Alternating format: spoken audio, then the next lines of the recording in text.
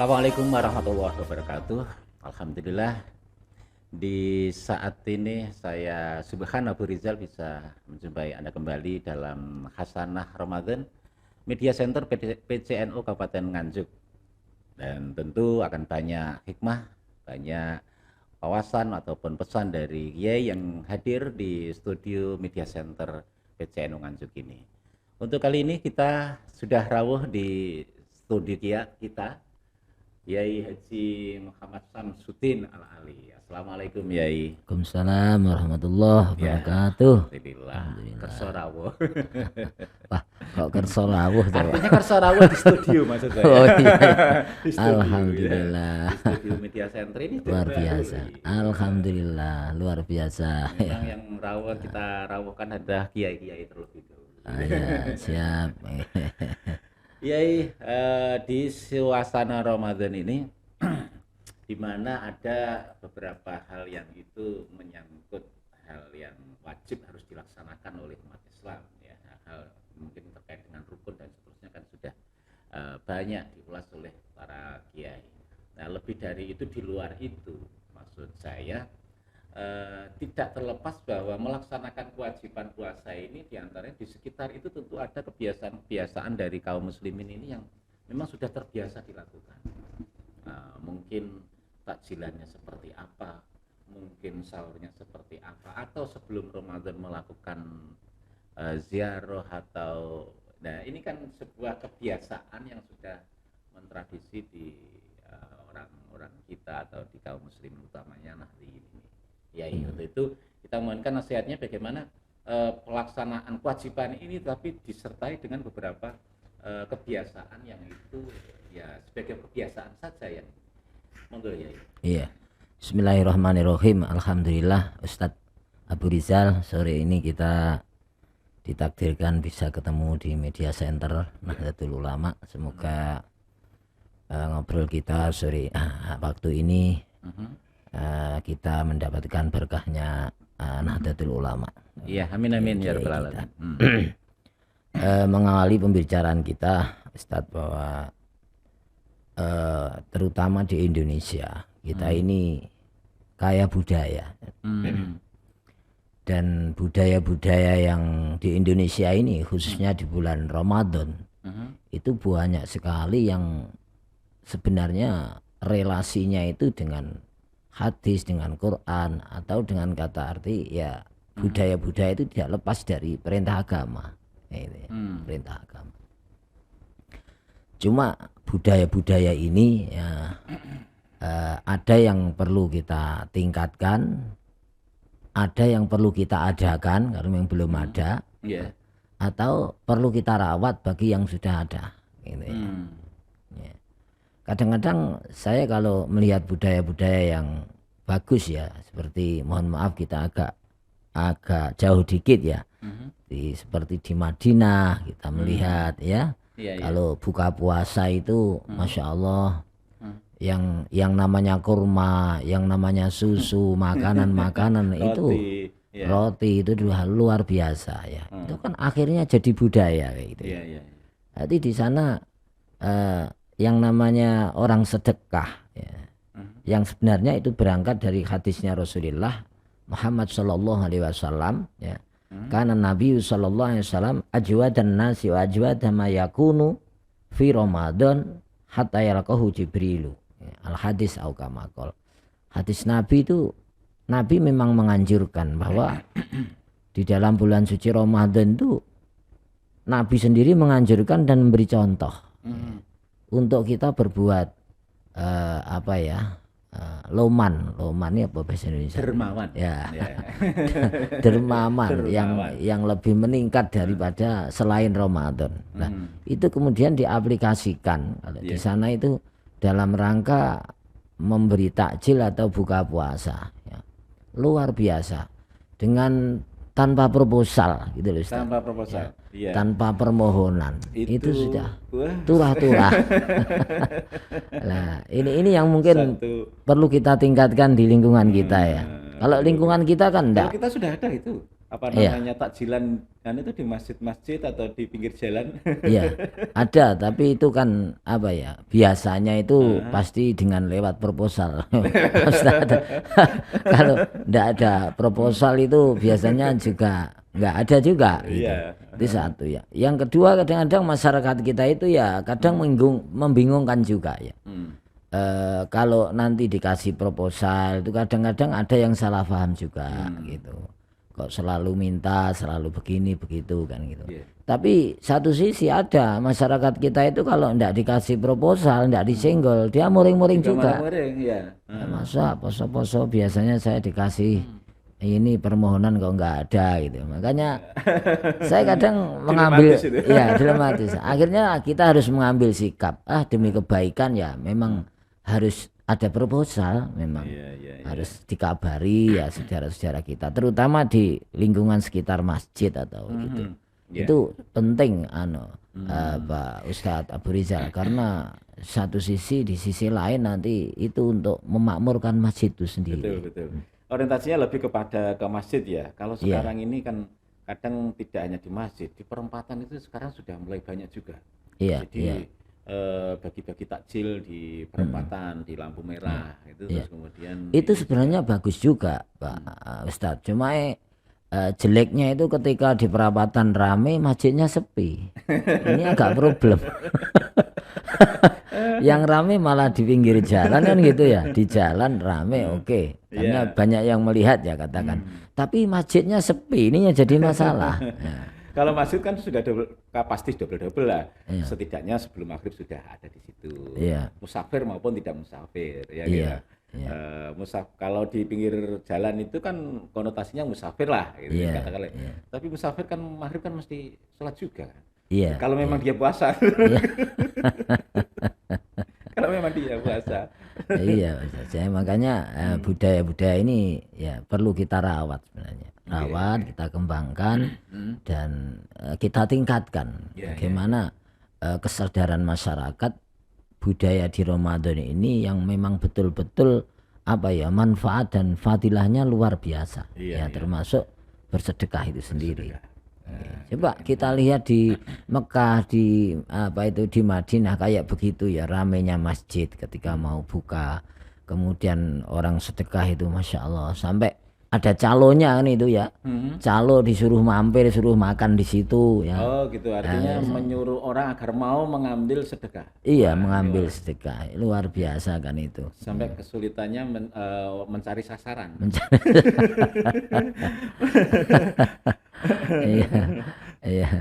Itu tentang ini salah satu kebiasaan yang, dan itu kalau Ramadan memang ini sebuah budaya ya di sana. Di sana ataupun di Indonesia juga sudah ini, dan ini layak untuk mestinya dikembangkan yang terjadi di masjid itu maksudnya. Iya betul, termasuk ini Pak Ustadz, termasuk budaya tadarus ya. Tadarus itu kan asalnya memang itu berangkat dari hadisnya Rasul ya, bahwa Rasulullah itu setiap malam ketemu sama Jibril, setiap malam itu di bulan Ramadan. Tujuannya apa? Tadarus ya, tadarus. Lah kemudian alhamdulillah di Indonesia ini sudah jadi budaya ya tadarus itu. Tapi itu perlu ditingkatkan juga. Ditingkatnya di mana? Di dalam nilai tadarusnya itu. Jadi tadarus itu tidak hanya sekedar kita membaca, yang lain mendengar, membaca gantian, yang lain mendengar. Sebenarnya tidak hanya nilai membacanya itu aja. Karena tadarusa itu artinya secara lughat itu adalah belajar, mendalami, belajar dan mendalami dan menghayati. Oh, sampai menghayati. Tidak sekedar pelatihan terampil membaca. Drill itu bukan ya. Tidak sekedar istilah yang lain. Kalau istilah Madura itu drill, jadi pelatihan membaca berkali-kali menjadi bisa, tapi sampai pendalaman tadarus itu. Sebenarnya begitu. Oke lah, kalau misalkan ya ketika Jibril ketemu malaikat Jibril dengan Rasulullah, mungkin bolehlah itu mungkin membaca mendengar ya, mendengar. Tapi kan mohon maaf, Rasulullah kan sudah paham, gitu. Pasti sudah paham beliau. Tapi kenapa masih di ini juga? sudah paham. Artinya di situ tidak ada pembelajaran secara langsung bisa ya, Iya. cukup membaca. Tapi kalau kita kan tidak Oh, cukup, gitu loh. Kita kan mestinya nggak cukup. Makanya harusnya ini ada yang lebih dalam lagi. Quran itu dideres, tapi juga ada pendalaman. Oh, Sebab sekarang juga di era sekarang ini kan, mohon maaf, ada orang yang belajar Quran ini cuma lewat apa? Lewat terjemah, cuma lewat mendengar dari telinga. menafsirkannya Ya, lewat ini. iya. Lewat Akhirnya Google. akhirnya pemahamannya kan banyak yang dangkal gitu loh. Iya, iya, iya, iya. Jadi pengetahuannya. Rasulullah sendiri pernah ini enggak apa namanya menekankan bahwa malam Ramadan atau di saat bulan Ramadan itu banyak-banyaklah membaca Al-Qur'an. Di samping satu contoh malaikat Jibril datang sampai menyimakkan gitu tadi. Iya. Ada enggak anjuran Rasulullah? Ada, memang ada. Untuk membacanya itu sendiri sudah poin tersendiri ya. Yeah. Ya, apalagi di bulan Ramadan. Itu sudah otomatis ada faedah sendiri. Tapi kalau faedah itu diperdalam lagi gitu loh. Misalkan di masjid-masjid, masjid taklim kita giatkan ya semacam kajian lah. Di Quran ini kita kaji, misalkan pakai istimbat, kita pakai tafsir yang jelas, tafsirnya ini. Jadi apa ya? Pandangan kita memahami Al-Quran itu bisa betul-betul luas dan menyeluruh gitu loh. Tidak berangkat dari pikiran kita sendiri atau cuma tekstual saja gitu. Iya. Ya, gitu. Ini tentang tadarus yang memang menjadi salah satu budaya di lingkungan kita, artinya di warga Nahdliyin juga begitu. Dan tapi tadarus sekarang yang penting keras sih. Keras walaupun orangnya satu, nggak ada yang nyimak. Kalau dulu kan gerombol. Makanya kemarin kan rame lagi bab toa itu kan rame ya. Soal toa. Tapi sebenarnya ya kritikan juga bagi kita itu Pak Ustadz ya. Toa itu coba misalkan toa kita pasang 27 toa kita pasang. Pertanyaannya ketika kita itu pujian keras, azan keras ya, macam-macam keras. Tapi mohon maaf, yang jamaah di masjid itu meningkat enggak? Itu kan pertanyaannya ya. Berarti kita dakwah lewat toa itu aja kan tidak cukup. Bahkan kadang-kadang jadi problem sosial, ada yang terganggu dan seterusnya kan gitu. Nah, kita harus kita alihkan dakwahnya, jangan berarti kurang tepat sasaran kan gitu. Bagaimana orang ini bisa cinta masjid, suka ke masjid, masjidnya rame untuk jamaah, untuk majelis taklim dan seterusnya. Itu kiat-kiat yang lain itu kan harus menyertai, tidak cukup dengan toa yang keras gitu loh. Iya. Ada kebiasaan ini tentang tadarus dan toa, saya kira sudah ini. Ada juga kebiasaan di kita terkait dengan Ramadan itu yang pertama adalah ngabuburit. Bahasa ini sepertinya populer di 3 tahun terakhir lah. Ngabuburit itu mencari sore segera maghrib, jalan-jalan terus nanti di mana ada warung di situ. Yang kedua jalan-jalan pagi setelah sahur atau setelah sholat subuh itu ya. Dua hal itu gimana ya? Ya begini ya, ngabuburit itu sebenarnya istilah aja ya. Istilah itu boleh berpindah-pindah ya. Itu kan baju aja. Yang penting substansinya ya Pak Ustadz. Ngabuburit itu mau diisi apa? Gitu kan gitu. Itu kan wadahnya saja. Yang penting kan isinya. Kalau ngabuburit itu diisi dengan hal-hal yang bermanfaat, misalkan untuk ngaji bersama, itu kan positif. Hari-hari yang lain tidak ngaji, seminggu sekali ngaji dengan ngabuburit. Ngaji, walaupun pikirannya bukan di pengajian, tapi pikirannya di buka puasa. Tapi kan itu manfaat kayak gitu. Nah, ada yang ngabuburit yang sifatnya cuma nongkrong. Nah, itu nongkrongnya terus arahnya kemana, tujuannya apa, terus ketika nongkrong apa yang dibicarakan kan gitu. Juga melihat apa yang apa. Ini kan ya kita bisa menilai dengan kegiatan itu sendiri, manfaatnya di mana dan seterusnya. Jadi ngabuburitnya itu saya kira sebenarnya tapi bisa kalau semata-mata untuk sekedar mencari sore, terus kemudian nongkrong di pinggir jalan dan manfaatnya lebih banyak maksiat, ya lebih baik tidak ya. Ya lebih baik tetap ngabuburit tapi bentuknya aja dirubah.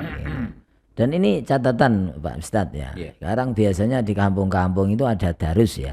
Iya. Setelah darus itu biar semangat, anak-anak darus itu biasanya ada takjilan ya, ada Iya, takjilan, makanan atau apa. Mohon maaf, ini formulanya ini bisa direfresh ya, diperbarui lagi. Iya, karena kalau zaman kita tempo dulu aja ya, tempo dulu kita itu darus itu ada, mohon maaf di situ disuguhkan telo godok itu aja sudah seneng ya. Luar Rame. biasa itu. Iya. Sekarang coba kita lihat sekarang realita di masjid itu loh. Jangankan telo godok, dikasih roti itu loh, kalau roti murah-murah gitu. Kadang-kadang cuma mohon maaf dilihat nggak mau makan udah. Habis itu dilempar aja. Terus apa ya, kita ini cari format apa ya yang kira-kira anak-anak muda itu terus seneng di masjid, kerasan di masjid kayak gitu. Nah, ini perlu kita punya rumusan. Kalau dulu dengan hiburan misalnya ketika tadarus itu, terus kemudian ada yang ruyuk itu ada 7 atau 8 orang, terus nanti kalau disebut orang-orang yang kafir atau orang laknatullah, kafir laknatullah, iya. itu sudah asik gitu. Iya, nah, betul. Itu sebenarnya juga perintah agama juga itu. Tapi itu yang sekarang lagi hilang, Pak. Saya kira itu perlu dihidupkan lagi itu. Iya. Jadi mengingatkan bahwa kita itu paham apa yang kita baca gitu. Ketika mengingat yang kita baca itu menerangkan tentang siksa Allah, kafirin, maka kita melaknat orang kafir. Mengingatkan kita jangan sampai kita jadi orang kafir kan gitu. Nanti itu kan bisa macam-macam dulu itu ya. Saya pun juga lupa sekarang. Ada laknatullah terus apa yang satunya ya. Itu asik juga itu ya. Itu sebenarnya itu perintah agama juga gitu. Dan yang jelas yang membaca tidak harus yang lancar. Iya. Karena kan bergilir, ya. Nah, bergilir ini ada yang lancar, ada yang belum, ada setidaknya yang belum lancar ini melatih dirinya dan dia dibenahi, diingatkan oleh. Betul, memang makanya tadarus itu saya katakan tadi adalah pembelajaran. Artinya kan belajar di situ. Mulai belajar membaca Qur'annya itu. Makanya harus ada yang nyemak, ada yang membenarkan, itu betul. Jangan dilarang. Saya tidak setuju. Anak yang mohon maaf, misalkan bacanya kurang begitu bagus, jangan langsung dilarang. Karena kalau dilarang dia tidak mau belajar lagi. Ya. Apalagi ngapunten nek ngelarang niku nggih dengan kekerasan. Diuring-uring, digetaki, digoblok-gobloknya. Lah ngapunten bocah sakniki niku gelem mlebu masjid niku saya kira sudah nilai positif gitu. Iya. Meskipun masih salah, masih ini pagi-pagi itu kan juga apa namanya suara masjid kan nggak begitu mengganggu, malah bisa lebih sahdu lah. Ada musola masjid pagi ada suara anak-anak yang membaca Al-Quran masih belum bener. Iya. Itu nggak boleh dilarang ya. Iya. tapi itu nanti harus ada itu tadi dalam apa koridor pembelajaran. Dalam koridor pembelajaran. Iya. Itu tidak masalah itu, dan itu justru membangkitkan mereka agar senang belajar terus. Ya ini kebiasaan-kebiasaan yang ada di sekitar Ramadan. Yang tidak kalah penting satu lagi, Yai, apa namanya, kotean sahur. Ini bisa mengganggu, bisa, tapi kalau nggak ada kadang juga lewat juga gitu. Iya. Ya sahur itu kalau saya kira ya intinya memang kita itu tidak apapun bentuk kegiatan itu memang agama itu melarang kalau sampai mengganggu. Yeah. Tapi mengganggu itu kan relatif juga. Relatif. Ada yang sebagian merasa terganggu, tapi ada yang karena sudah jadi budaya itu kadang-kadang malah asik gitu, nggak ada yang terganggu. Malah kalau nggak ada itu sepi rasanya, kayak nggak Ramadan gitu. Ada yang begitu. Iya. Makanya ya itu kembali kepada apa khazanah lingkungan masing-masing ya kira ya. Iya. Baik, sayang sekali waktunya sudah di ujung perjumpaan kita, Yai. Mungkin ada pesan terlebih dahulu sebelum kita akhiri terkait dengan kebiasaan-kebiasaan ataupun tradisi di sekitar ubudiyah kita di bulan suci Ramadan ini, Yai. Ya, saya kira yang perlu kita tekankan pada kesempatan ini adalah tradisi-tradisi yang sudah jalan baik dan tidak menyimpang dari agama, itu perlu kita lestarikan. Yang masih kurang baik ya kita perbaiki. Kita benarkanlah yang sekiranya tradisi itu masih agak miring-miring atau menyimpang dikit, ya kita perbaiki. Kemudian yang kurang baik, ya kurang profesional misalnya, ya itu kita perbaiki bagaimana tepat sasaran, sehingga fungsi dari budaya itu apa, nanti endingnya jelas gitu. Kalau memang untuk dakwah, terus hasil dakwahnya di mana, itu kita evaluasi. Kalau memang hasilnya nol, ya kita bisa merubah budaya itu dengan model-model yang kira-kira menarik. Saya kira itu. Baik, terima kasih Kiai Samsudin atas wawasannya, hasanahnya, juga tentu pesan-pesannya kepada kaum muslimin, kepada warga Nahdien. Begitu, akhirnya saya Subhan Abu Rizal bersama dengan Kiai Haji Muhammad Samsudin Al-Ali harus sampai dulu sampai di sini. Semoga bermanfaat. Wallahul muwaffiq ila aqwamit thoriq. Wassalamualaikum warahmatullahi wabarakatuh.